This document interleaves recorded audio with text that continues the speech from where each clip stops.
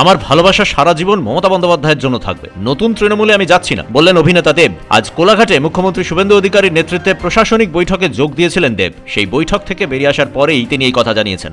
আমার ভালোবাসা মমতা ব্যানার্জির জন্য সারা জীবন থাকবে। কাল থেকে নতুন তৃণমূলে যাচ্ছি, আমি নতুন তৃণমূলে যাচ্ছি না। যতদিন মমতা ব্যানার্জি বেঁচে, মমতা ব্যানার্জির সঙ্গে আছি।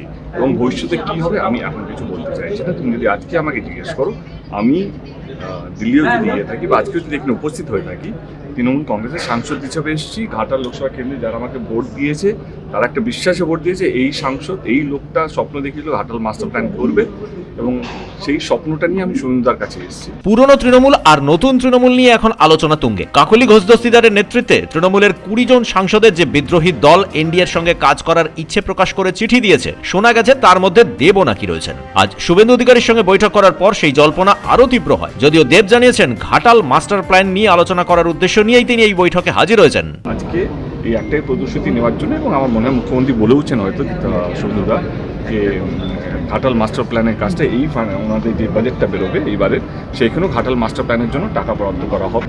একটা জিনিস তো আমাদের সবাইকে মানতে হবে, কে law of the land, respect to the position, respect to the chair. আজকে আমি এটা তো অবিশ্বাস করতে পারবো না যে শুভেন্দু অধিকারী আমি আমাদের রাজ্যের মুখ্যমন্ত্রী নয়। আমাকে তো এটা মানতে হবে, আমাকে কেন, আমাদের সবাইকে মানতে হবে।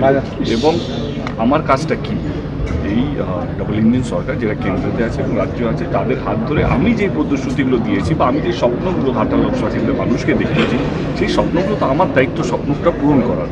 এবং আমার পুরো বিশ্বাস যে এই রাজ্য সরকার এবং শুভেন্দুদা এবং কেন্দ্র সরকার এই যে উদ্যোগটা নিয়েছে ঘাটাল মাস্টার প্ল্যানটা, এটা কোথাও যেন যেই টার্মটা আমরা সেট করি 2029-এর আগে, আমার আজকেও কথা হলো সেই টেনিয়রের মধ্যেই শেষ করা। সবসময় তিনি সৌজন্যের রাজনীতিতে বিশ্বাস করে এসেছেন। রাজ্যে তৃণমূল সরকারের পরাজয় হয়েছে, বিজেপির নেতৃত্বে ডাবল ইঞ্জিন সরকার এসেছে বাংলায়। সেই সরকারের সঙ্গে সৌজন্য বিনিময় করেই চলতে চান বলে জানিয়েছেন ঘাটালের সাংসদ অভিনেতা দেব। মুখ্যমন্ত্রী শুভেন্দু অধিকারীর বৈঠকে দেবের সঙ্গে উপস্থিত ছিলেন তৃণমূলের আরেক সাংসদ জুন মালিয়াও। শেখ এরশাদের রিপোর্ট, পূবের কলম ডিজিটাল।